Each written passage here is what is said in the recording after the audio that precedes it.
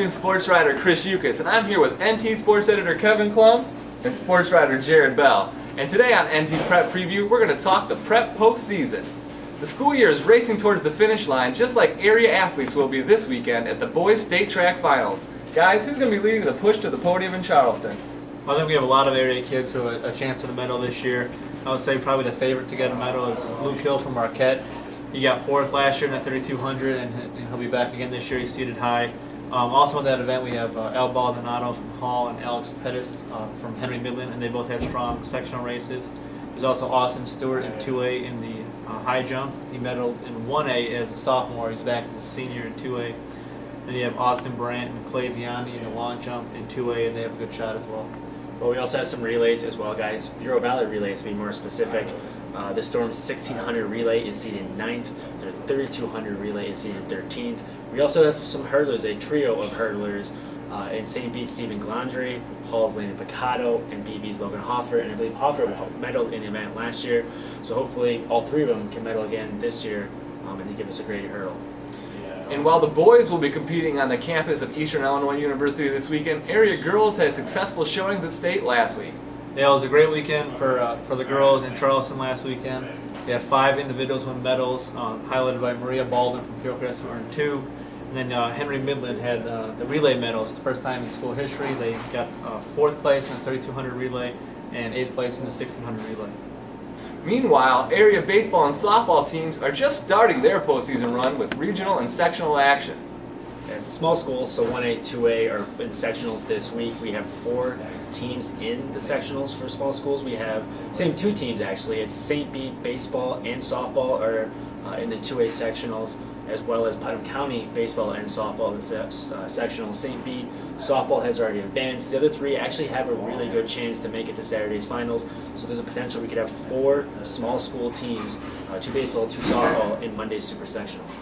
And in 3A, LP and Ottawa are competing right now. LP softball is ready to move to the regional championship. Ottawa softball is playing in the semifinal on today, Wednesday, which we're filming. And then in baseball, LP and Ottawa will face each other on Thursday night to try to go to the Ottawa regional championship game. Plenty of history between those two teams in the regular season and postseason. It'll be a good battle, that's for sure. And if baseball and softball ain't your bag, baby, area boys tennis players will have their state meet this weekend in the suburbs. Nice Austin Powers reference. Some of these high school kids these days might not get that, but I enjoyed it.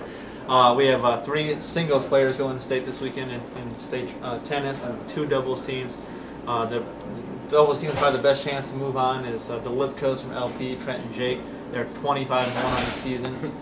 You also have James Carroll and Mark Prescott from Mendota moving to state. And then in singles action, you have Rio Hammers from LaSalle, Peru, and David DeBros and Jackson Evenson from Ottawa. Rio's no stranger to the state tournament, that's for sure. No, this is his 3rd time. The Hammers family as a whole is no stranger to the state tournament.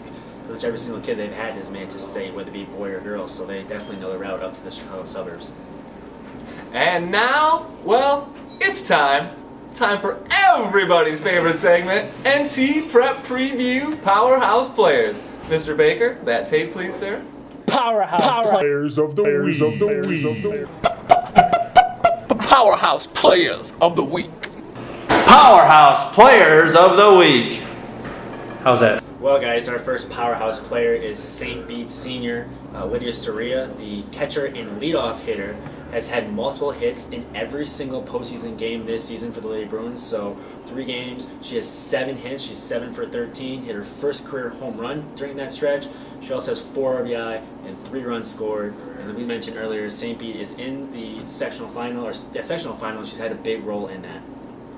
Next up is Maria Baldwin. We mentioned her as a state medalist in track. She got a state medal in the 3,200, 5th place with a school record time. She then came back later in the day and got 8th place in the mile.